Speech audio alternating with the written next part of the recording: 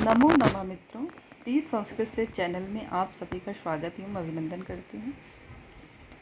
आप सभी को पता है कि हम लोग संस्कृत व्याकरण प्रवेशिका जो कि बाबूराम सक्सेना जी द्वारा विरचित है और हमारे टीजीटी के पाठ्यक्रम में निर्धारित व्याकरण की पुस्तक है, जिसका हम लोग अध्ययन कर रहे हैं, जिसके अंतर्गत हमने अब तक प्राक्कथन, तत्पश्चात वर्णमाला, उसके बाद में संधि पर चर्चा कर रहे हैं। और संधि में भी हमने स्वर संधि में गुण संधि, दीर्घ संधि और वृद्धि संधि का नियम इत्यादि पढ़ लिया था, नियम और उदाहरण इत्यादि पढ़ लिए थे। उसके बाद उसका व्यतिरेक, उसका जो नियम व्यतिरेक था यानी जो अपवाद थे उसके, जो वो भी हमने पढ़ लिया था। तत्पश्चात हमने पढ़ा पररूप संधि। ठीक है, पररूप संधि के जो अपवाद हैं उनको हमने ध्यान में रखा। पररूप संधि पढ़ा, पररूप के अपवाद को रखा और पररूप के अपवाद पर ही चर्चा कर रहे थे। उसी बीच में कुछ समस्या आ गई थी जहाँ पर हमने वीडियो को एंड कर दिया था।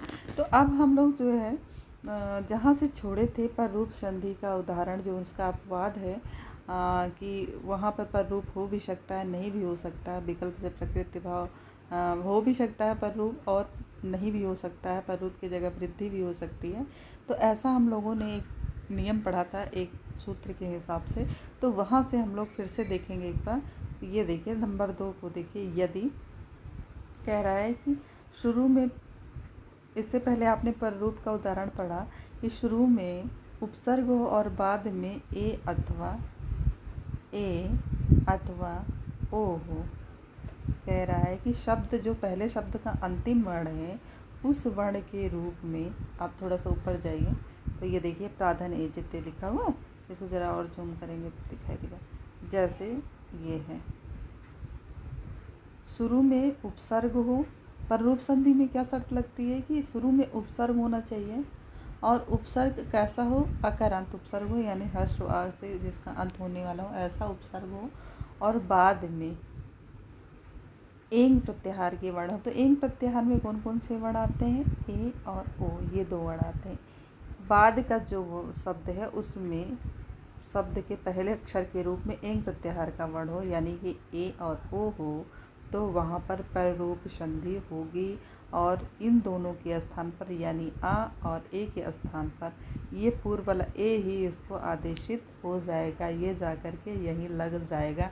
ऐसा हम लोगों ने पररूप संधि के नियम के अंतर्गत पढ़ा और उदाहरण में भी ये दिया गया। तो प्राधन ए जति और ये वाला ए जाकर यहाँ लग जाएगा। और ऐसे दूसरा उदाहरण दिया गया था उपधनुषति। उप जो है उपसर्ग है, एक शर्त इसमें लागू हो रही है। दूसरा क्या है, हर्ष आ वाला से अंत होने वाला उपसर्ग है, ये भी नियम लागू हो रहा। अब फिर तीसरा क्या है कि उसके बाद वाला जो शब्द है उसके पहले वर्ण के रूप में ए या ओ हो, तो देखिए यहाँ पे ओ है, यानी कि पररूप संधि का पूरा नियम लग रहा है। अब इन दोनों, इनके स्थान पर क्या होगा, तो जो ओ है ये पा में ही, पूर्व में ही आकर, मतलब पूर्व वाले वर्ण में ही आकर ये मिल जाएगा। ये पररूप संधि का उदाहरण है, यानी पररूप, जो पर का रूप है वही जो है पूर्व वाले शब्द का आदेशित हो जाता है। फिर एक इन्होंने एक शर्त रखी, किंतु कहा कि एक, लेकिन ऐसा तो होगा, लेकिन एक जगह ऐसा भी है जहाँ पर रूप ना हो करके वृद्धि भी हो सकती है।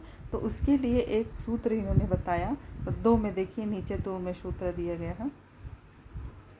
दूसरा देखिए, कहा कि नाम धातु के आगे रहने पर, नाम धातु के आगे रहने पर इस प्रकार का विकल्प से पररूप में व सुप्यापसल्य से वापुस की अनुवृत्ति होगी। इसका मतलब यह है कि वो कह रहा है, दूसरा वाला देखिए कि कह रहा है कि ये तो होगा, पररूप होगा, लेकिन ये दोनों, मतलब जो पररूप का नियम हो वो नियम लागू हो रहा होगा, लेकिन जो धातु है यानी जो उपसर्ग है, उपसर्ग के बाद में, ये देखिए ए 2 पे आ गया, कह रहा है कि यदि धातु, वह धातु नाम धातु हो, उपसर्ग के बाद में जो शब्द है वो धातु नाम धातु हो, तो विकल्प से वृद्धि होगी। विकल्प का मतलब होता है कि वृद्धि हो भी सकती है अथवा नहीं भी हो सकती है। तो विकल्प से इसकी वृद्धि भी हो सकती है, इसका एक रूप ऐसा भी बन सकता है। तो वृद्धि होगी क्या? वृद्धि मतलब कि ये जैसे ऐसे ऐसी मात्राएं लग जाएगी। यहाँ पे एक ही मात्रा नहीं बल्कि ये डबल चोटी वाली मात्राएं, जैसे ओ है तो ऐसे हो जाएगी मात्रा, ए है ए आया है तो ऐसे हो जाएगी।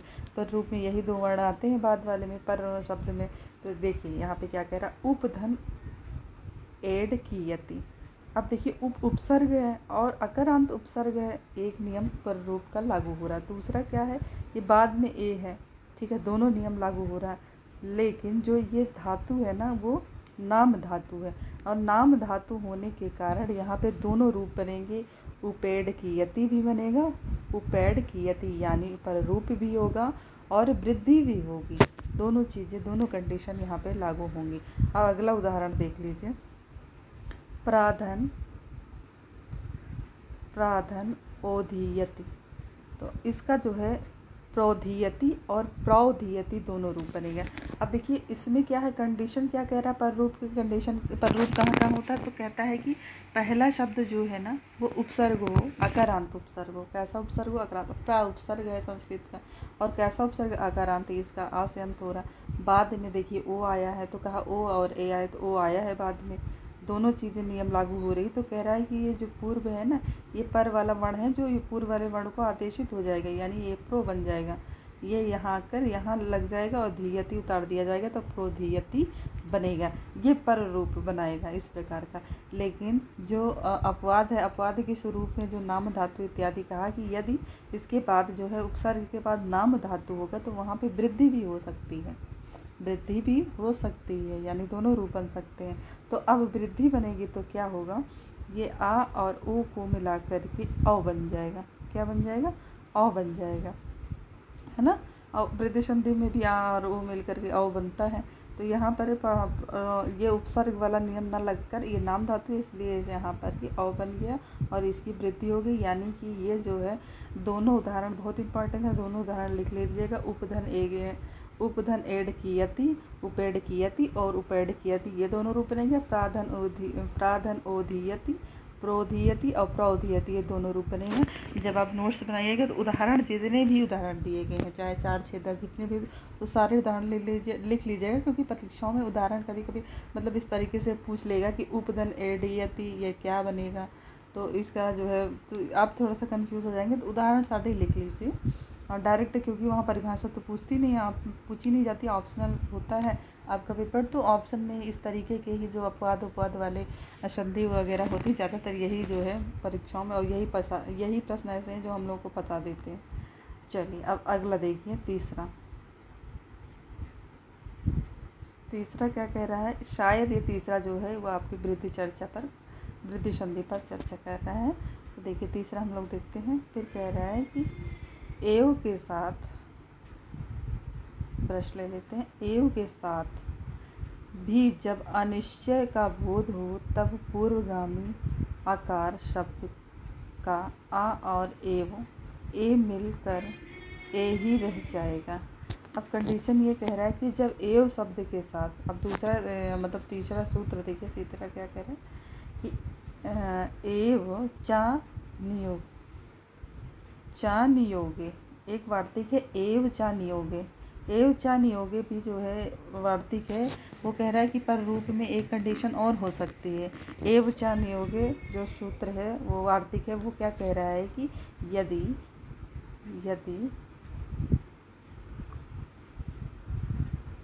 ये सब अपवाद है, कह रहा है कि यदि एव के साथ, कह रहा है कि एव के साथ भी जब अनिश्चित का बोध हो, अनिश्चित बोध होने वाले शब्द हो, तब पूर्वगामी आकार शब्द, पूर्वगामी जो आकार यानी जिसके आ का अंत होने वाला शब्द है, उसके आ और एव को ए ही मिलकर ए ही रह जाएंगे। जैसे क्वाधन एव भोज्य से क्वेव भोज्य से, क्वाधन एव भोज्य से, तो क्वेव भोज्य से रूप बनेगा।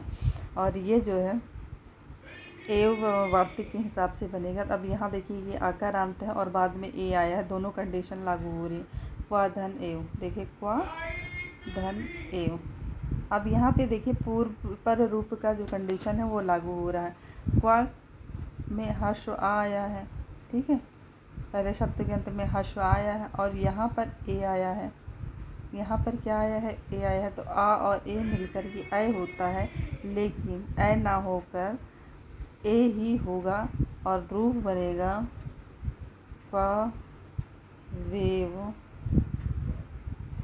क्वावेव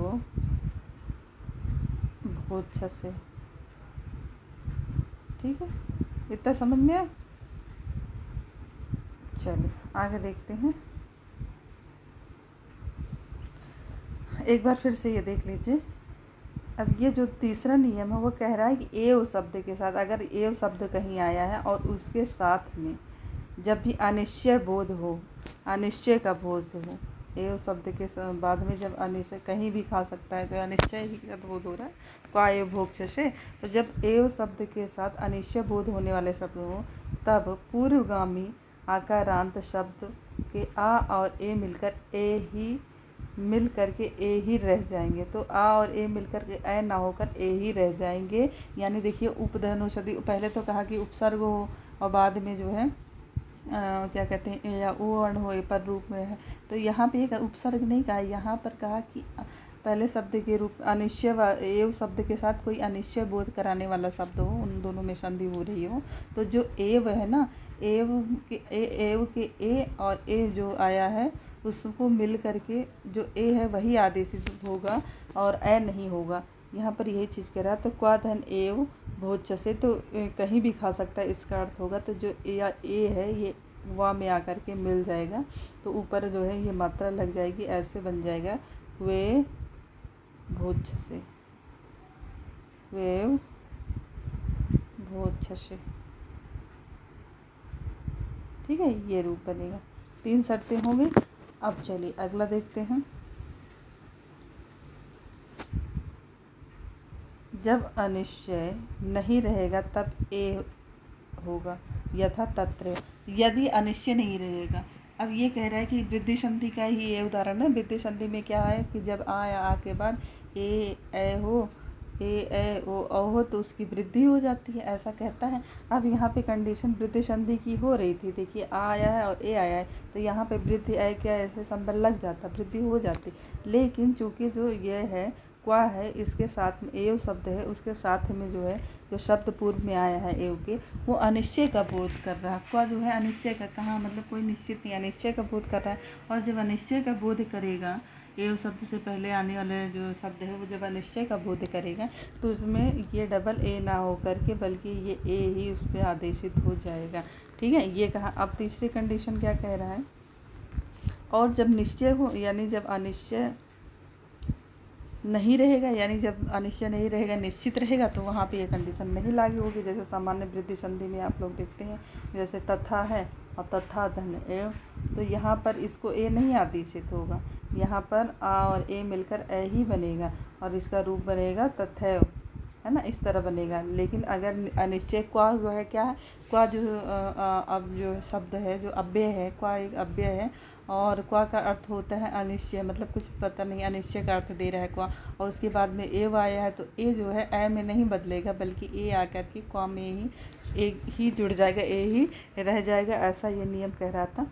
अब अगला देखिए, और निश्चित होने पर जब मतलब निश्चित होगा, जो शब्द का अर्थ है वो निश्चित होगा, तो वहाँ पर ये नियम नहीं लागू होगा, वृद्धि संधि का नियम लागू होगा। अब देखिए गा वाला, देखिए चौथा कह रहा है सक धन अंधु, कुल धन अटा, मनस धन ईसा इत्यादि उदाहरण में भी परवर्ती शब्द के आदि में स्वर का ही अस्तित्व रहता है। पूर्ववर्ती शब्द में टी प्रवर्तन के आदि स्वर के रूप में मिल जाती हैं। इसमें प्रथम 2 उदाहरण आकाशवाणी दीर्घा सूत्र से होने वाले दीर्घ संधि का अपवाद है। कह रहे हैं कि सकंधी आदि सूत्र क्या कहता है कि देखिए एक सूत्र है स्वकंध आदिशु पर रूपम वाच्य, स्वकंधी आदिशु स्वर रूपम वाच्य। और पर रूप कहाँ होगा, जब स्वकंधी और आदिशु शब्द के योग में जो मतलब स्वर हैं, जब इनका योग जो है स्वकंधी आदि शब्दों से स्वकंधु आदि शब्दों से जब स्वरों का मतलब मिलान होगा तो वहाँ पर जो होगा वो पर रूप होगा। और उसमें ये कह रहा है कि स्वक अंध और ये उल्टा, और ये 3 उदाहरण दिए हैं। तो कह रहे हैं ये जो 2 उदाहरण हैं, स्वकंधी और ये उल्टा, ये दोनों उदाहरण जो है दीर्घ संधि के अपवाद के रूप में। अब दीर्घ संधि के अपवाद के रूप में क्यों है? स्वकंधी आदि सूत्रों से इसमें दीर्घ संधि नहीं होगी, इसमें दीर्घ संधि नहीं होगी, ये दीर्घ संधि का अपवाद है। कैसे? जैसे सक धन अंधु, देखिए आ और आ मिल रहा है तो यहाँ पर बड़ा आ होना चाहिए, लेकिन यहाँ पर बड़ा आ ना होकर के क्या होगा? सकंदु।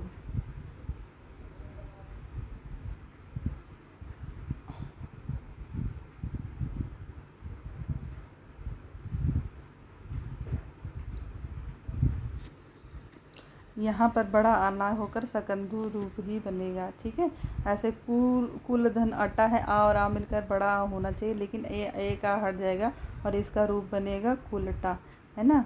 कुल धन अटा बराबर कुलटा बनेगा। यहाँ पे दीर्घ होना चाहिए, लेकिन यहाँ पर दीर्घ ना हो करके ये ऐसे डायरेक्ट एक जो आ है वो कहीं एक तरीके से लुप्त हो गया है और उल्टा रूप बना है। तो ये दीर्घ संधि का अपवाद है, यहाँ दीर्घ संधि का नियम लग रहा है, लेकिन सकंदादि सूत्र वार्तिक के हिसाब से यहाँ पर दीर्घ संधि नहीं होगा, क्योंकि यदि आदि में शक और सकंदु इत्यादि शब्द आए, यदि आदि में जहाँ पर स्वर संधि हो रही हो और आदि में शक और सकंदु आदि शब्द आए, तो वहाँ पर जो है दीर्घ ना हो करके जो एक आ है वही एक ही आ माना जाएगा, और जो दूसरा पर का आ है उसको जो है हटा दिया जाएगा। इस तरीके से आप समझ लीजिए। तो जैसे सक धन अंधु है, सक धन अंधु, सक धन, ये 2 उदाहरण बहुत इंपॉर्टेंट है, ये पूछे जा सकते हैं। सक धन अंधु,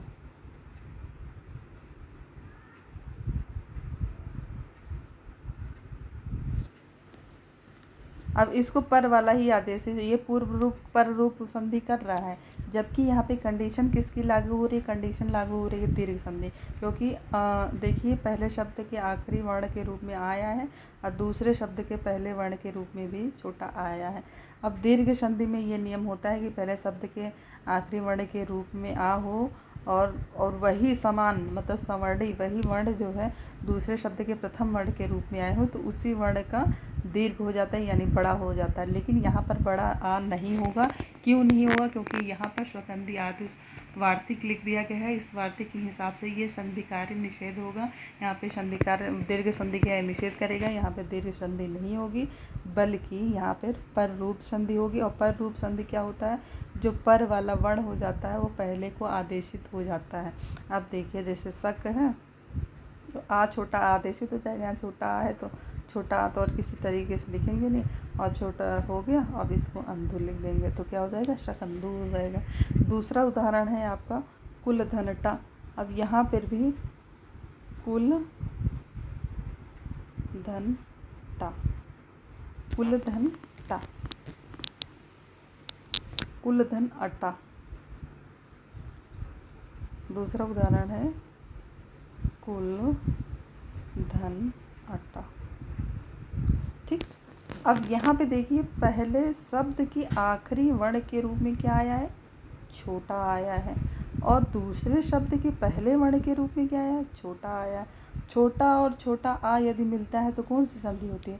तो दीर्घ संधि होती है ना। आ का सवर्ण देखा, दोनों समान वर्ण आए हैं, है ना। तो ये दीर्घ संधि का नियम लग रहा है इस पे।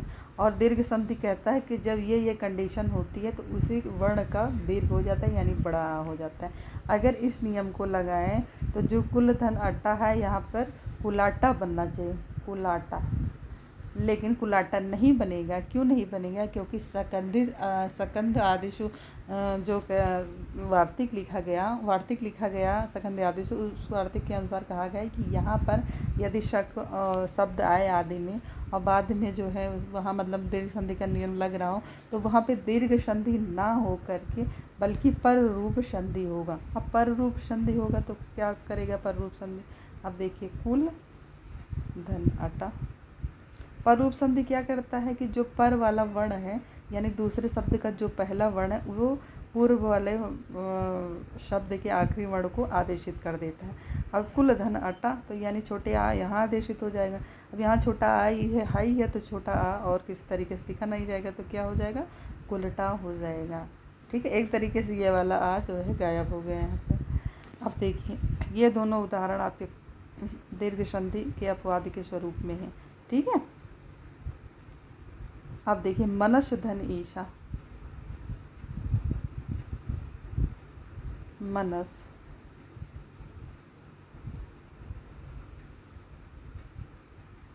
मनस धन ईशा, मनस धन ईसा क्या हो जाएगा, ये भी पररूप कर रहा है। सा में ये ई आकर के मिल गया और क्या हो जाएगा, मनीषा, मनस धन ईशा मनीषा। अब ये हलंत होने के कारण इसको बहुत सारे लोग ये समझ जाएंगे, मिस्टेक हो जाता है कि ये व्यंजन संधि का उदाहरण है, जबकि ये व्यंजन संधि का उदाहरण नहीं है, ये स्वर संधि का उदाहरण है।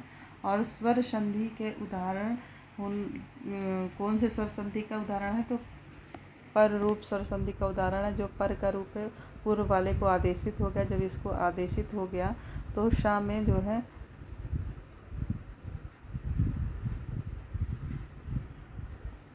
शा क्या करेगा, यहाँ सा इत संज्ञा वर्ण टी हो जाएगा, इसकी इत संज्ञा हो जाएगी, ये हट जाएगा, बचेगा ना बचेगा तो जो ई है ये ई जो है आकर के ना में मिल जाएगी और यहाँ पे हो जाएगा मनीषा। ये पूर्व रूप करेगा संधि। यहाँ पर टी संज्ञा इत्यादि हो गए। टी संज्ञा जो है अचो अंत्यादि, टी संज्ञा क्या करता है, अचो अंत्यादि, अंतिम अच जो होता है तो अंतिम अच ये है ना, आ है ये आ और बाद में शा है, तो इसकी टी संज्ञा होकर के ये काट दिया जाएगा और ना हलंत हो जाएगा, नाम में बड़ी की मात्रा लग जाएगी और शा हो जाएगा और उदाहरण बनेगा मनीषा। एक बार फिर से देख लीजिए ये अब उदाहरण, ताकि समझ में आते हैं। मनीषा शब्द है, तो मनीषा शब्द है मनस धन ईशा। ये कौन सा कार्य कर रहा है, मनस धन ईशा जो है ये पर रूप, ये क्या करेगा, ये देखने में तो लग रहा है कि व्यंजन संधि का उदाहरण है, जबकि व्यंजन संधि का उदाहरण नहीं, ये पररूप संधि के अपवाद के स्वरूप में आया मनस धन ईशा। तो मनस और ईशा, इसको अब कैसे संधि कार्य कैसे होगा, ईशा बनेगा तो संधि कार्य इसमें कैसे होगा, देखिए थोड़ा सा इस पर अच्छे से चर्चा कर लीजिए, नहीं तो ये थोड़ा सा अलग हटके है ना कुछ संधियाँ। देखिए मनस धन ईशा बराबर बना है मनीषा। अब ये मनीषा कैसे बना, पूर्व पर रूप संधि का उदाहरण है ये। मनीषा कैसे बना, ये अपवाद के स्वरूप में बना है ना, सकंदेश आदि के अपवाद के स्वरूप में बना। तो यहाँ पे शक देखिए सा आया है और बाद में ई आया है ना। तो अब देखिए पर रूप कैसे होगा, तो पर रूप संधि क्या करता है कि जो पहले वाला वर्ण होता है उसको पूर्व वाला जो पर वाला वर्ण है उससे आदेशित कर देता है। अब मनस धन ईशा, अगर इसको हम मिलाएंगे सीधा सीधा, मनस धन ईशा को अगर हम सीधा सीधा मिला देंगे, पर रूप का सीधा सीधा नियम लगा देंगे ऐसे, मनस धन ईशा, तो पर रूप यही तो कहता है कि जो दूसरे शब्द का पहला वर्ण है इसको पूर्व वाले शब्द के अंतिम वाले वर्ण आदेशित कर देता है। तो यहाँ पर ऐसा हो जाना चाहिए, मन सीसा, ऐसा होना चाहिए ना पूर्व रूप में, लेकिन नहीं, यहाँ पर एक कार्य और हुआ है। क्या एक कार्य हुआ है, देखिए फिर से देखिए, यहाँ पर क्या हुआ है, मनस, ठीक है, मनस धन ईशा। अब देखिए यहाँ पर टी संज्ञा हुई है, यहाँ पर बीच में टी संज्ञा हुई है, इसको ज़रा सा हम लोग सिद्ध करेंगे तो यहाँ पे देखेंगे टी संज्ञा हुई है। और टी संज्ञा में क्या होता है, अचो अंत्यादि पूर्व, अचो अंत्यादि पूर्व टी, तो अंतिम अच की टी संज्ञा होती है। तो अंतिम स्वर क्या है, ना का आ है, और बाद में यदि कोई व्यंजन वर्ण है तो उसको भी उसके साथ में उसकी भी टी संज्ञा हो जाती है। तो अब टी संज्ञा होकर के ये हट गया, अब बचा क्या, म आधना धन ईशा, ठीक। अब क्या हुआ, अब इसको जो यहाँ पर पर रूप संधि लगा दीजिए आप। तो पर रूप संधि क्या कहता है कि जो अंतिम वाला शब्द होता है, दूसरा शब्द होता है, जो उसका पहला वर्ण होता है, वो पहले वाले शब्द के आखिरी वर्ण को आदेशित हो जाता है। अब आखिरी वर्ण को आदेशित करिए तो क्या बनेगा, मनीषा बन गया। समझ में आ गया होगा, आई होप आप लोगों को समझ में आ गया होगा। यदि नहीं समझ में आया है तो बताइएगा फिर से एक बार। और अभी जो हम लोग नोट्स जो आप लोगों को देंगे, या जो मतलब इसका निचोड़ हम लोग जो नोट्स बनाए हैं, हमने जो बनाया है उसका जो निचोड़ है इसका पूरे का, जब हम वो प्रोवाइड कराएंगे आपको, तो उसमें ये सब चीज़ें जो है बहुत और अच्छे से स्पष्ट हो जाएंगी। तो अभी तो मूल पुस्तक से पढ़ने हैं, तो इसको उदाहरण को थोड़ा सा देखते चलिए, और उदाहरण इत्यादि जो है ज़रूर नोट करते चलिए कौन सा उदाहरण, और इसको थोड़ा सा सीरियल वाइज अभी हम कर देंगे, काट छाट के जो चीज़ें इंपॉर्टेंट हैं। तो आप ऐसे बने रहिए चैनल पे, और अगर अपना प्यार दुलार देते रहेंगे तो मेरी पूरी ताकत, क्योंकि देखिए कहते हैं कि जब आपको कोई जो है उत्साहित करता है ना, तो आप और अच्छा करने का प्रयास करते हैं। तो मुझे जितना ज्ञान है मैं उतना देने का प्रयास करती हूँ, लेकिन आप लोग अगर चैनल को लाइक सब्सक्राइब करते रहेंगे, मेरे चैनल को प्यार करते रहेंगे, तो मेरी थोड़ी सी जो हौसला है वो आगे बढ़ेगा, और चीज़ों देने का मैं प्रयास करूँगी। जो चीज़ें मेरे पास हैं, जो इसका निचोड़ है, वो सब इत्यादि चीज़ें जो भी मतलब और भी चीज़ें आप लोगों को देने का मेरा पूरा ये रहेगा, प्रयास क्या रहेगा। देखिए मनोबल अगर बढ़ता रहेगा, तो मनोबल बढ़ गया तो आदमी क्या से क्या कर सकता है। और पाणिनि ने देखिए जो है क्या किया, मतलब वही है कि मनोबल बढ़ना चाहिए। और मनोबल बढ़ेगा मेरा कैसे, जब आप लोग मेरे चैनल को लाइक करेंगे, सब्सक्राइब करेंगे, शेयर करेंगे। चलिए आगे देखते हैं, बाकी आपकी इच्छा के अनुसार है। मैं तो व्यय कृते वर्धन्ते विद्या, बस इसी लक्ष्य को लेकर चल ही रही हूँ। आगे देखिए, ये हमने देख लिया था कुल्टा और मनस्धनी से, ये तीनों उदाहरण हमने देख लिए थे, जो कि सकंद आदिशु वार्तिक पर लागू होते हैं। इनका भी जो संधि कार्य हुआ सकंद आदिशु वार्तिक से हुआ है, और इन दोनों का भी जो है इसी वार्तिक से संधि कार्य हुआ है। चलिए अब पाँचवा देखते हैं।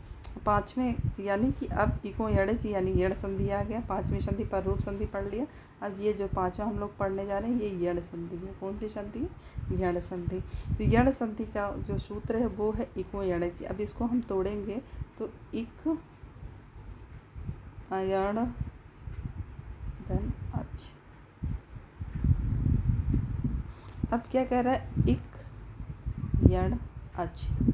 एक स्थानीय होता है, और ये जो होता है, ये जो होता है ये भी इक और अच, ये दोनों स्थानीय है, और ये आदेश होगा। यानी यहाँ पे नियम कह रहा है इक अच यण। ऐसे सुनिए, इक अच यण, यानी पहले शब्द के आखिरी वर्ण के रूप में इक प्रत्याहार के वर्ण हो, और दूसरे शब्द के पहले वर्ण के रूप में अच हो यानी स्वर हो। अच कौन होते हैं, अच स्वर होते हैं, स्वर वर्ण हो तो ई के स्थान पर या, ऊ के स्थान पर वा, री के स्थान पर रा, ल के स्थान पर ला आदेशित हो जाएगा। कंडीशन क्या होनी चाहिए कि पहले शब्द के आखिरी में एक वर्ण हो यानी ई ऊ री री हो, और जो दूसरा शब्द है उसमें अच हो यानी स्वर आए हों। तो ऐसी कंडीशन में जो ई है, ई के स्थान पर के या हो जाएगा, ऊ के स्थान पर वा हो जाएगा, री के स्थान पर रा हो जाएगा, और री के स्थान पर ला हो जाएगा। इनके स्थान पर ये हो जाएगा, ये दोनों मिलकर के। ठीक है, अब देखिए यहाँ पर दिया भी गया होगा। यहाँ बता रहा है कि यदि हर्ष या दीर्घ ई ऊ री के बाद अच वर्ण यानी स्वर आवे, अच किसको कहते हैं, स्वरों को अच कहते हैं, तो स्वर आवे तो ई ऊ रे के स्थान पर क्रमशः या, वा, रा और ला हो जाता है। ठीक है, ई के स्थान पर क्या होगा, या होगा, ऊ के स्थान पर वा होगा, री के स्थान पर रा होगा, री के स्थान पर क्या होगा, ला होगा। ये कंडीशन लागू होगी तो कौन सी संधि होगी, यण संधि होगी आपकी। अब आपने जो है अभी तक कौन कौन सी संधि पढ़ी, दीर्घ संधि पढ़ी, वृद्धि संधि पढ़ी, पररूप संधि पढ़ी, गुण संधि पढ़ी, और जो ये पांचवी आपकी संधि है वो आपकी यण संधि है, जिसका सूत्र है इको यणचि, यणचि। ठीक है, इक अज, यानी इक और अज आने चाहिए, सर्दिकी होनी चाहिए और इनके स्थान पर यण आदेशित हो जाएगा। ये जो है सूत्र ऐसा बता रहा है। अब उदाहरण जो है जैसे के लिए हमें नेक्स्ट पेज पर जाना पड़ेगा।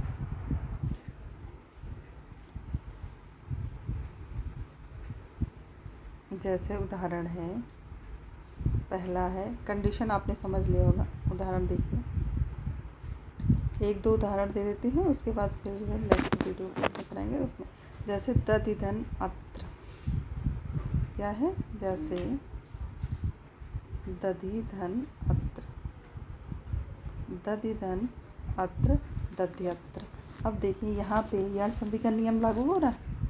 दधिधन अत्र, यहाँ पे यण संधि का नियम पूरी तरीके से लागू हो रहा है। क्यों लागू हो रहा है? पहले शब्द के आखिरी वर्ण के रूप में ई आया है, ठीक है, और दूसरे शब्द के प्रथम वर्ण के रूप में अच यानी स्वर है। आ क्या है? स्वर है। अब इन दोनों के स्थान पर क्या होगा? या होगा। अब इसको जो है हम लोग जब तोड़ेंगे तो कैसे होगा? दधि धन अत्र, ठीक। अब ध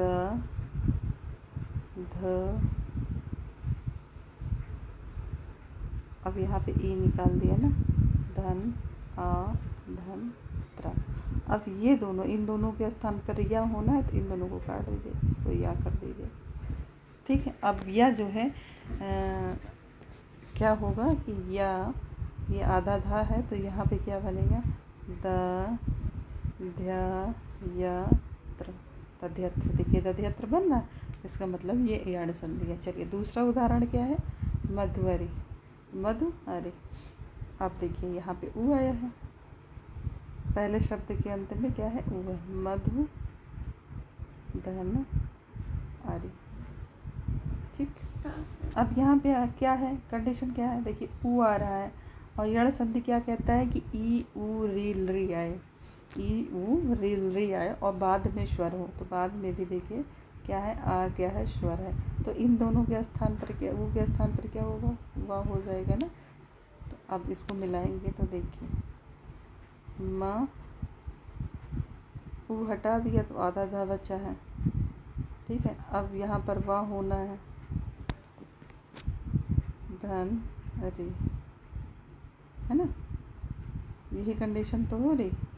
अब इसको मिलाइए तो धा और वाह एक में मिल जाएगा, आधा धा है तो ऐसे बनेगा मध्वरी, ऐसा रूप बनेगा। देखिए मध्वरी ऐसा रूप बन रहा है। चलिए और एक ऊ का हो गया। अब री का एक उदाहरण देख लीजिए। री का उदाहरण धात्रिधन अंसा, तो धात्री में देखिए री आया है, धा, अब ये हटा दीजिए, ये री आया है ना पहले शब्द के आखिरी वर्ण के रूप में, री, धन आ आया है यहाँ पे, ऐसे शा। अब इसको जब री और ई मिलकर रा होगा यहाँ इसके स्थान पर, री और आ के स्थान पर। अब इसको जब जोड़ेंगे तो क्या होगा? धा, अब आधा ता है, आधा ता को रा में मिलाएंगे तो त्राण, और ये क्या हो जाएगा? धात्रन शाह, क्या हो जाएगा? धात्रन शाह हो जाएगा, ठीक है। चलिए आगे चलते हैं। लरी का एक उदाहरण देख लेते हैं। लरी का उदाहरण है लरी धन आकृति। अब देखिए लरी धन आकृति ऐसा है ना, यहाँ पे ऐसा लिखा गया, हम तोड़ के दिखाते हैं। अब यहाँ पे लरी धन आकृति है, यहाँ पे इसको अलग अलग करेंगे तो देखिए री पहले है और आ है, तो इन दोनों के स्थान पर ला हो जाएगा, है ना। तो इन दोनों के स्थान पर ला हो जाएगा, यानी ये दोनों हटा दीजिए तो ला धन कृति, क्या हो जाएगा? लाकृति, क्या हो जाएगा? लाकृति हो जाएगा। नमो नमो मित्रों, मिलते हैं फिर से एक नए वीडियो के साथ, नए संधि के साथ। और वीडियो बहुत लंबा हो रहा है इसलिए इसको यहीं पे स्टॉप करते हैं। फिर से मिलेंगे नए जोश के साथ, नए उमंग के साथ। चैनल को लाइक, सब्सक्राइब एवं शेयर करें। नमस्कार।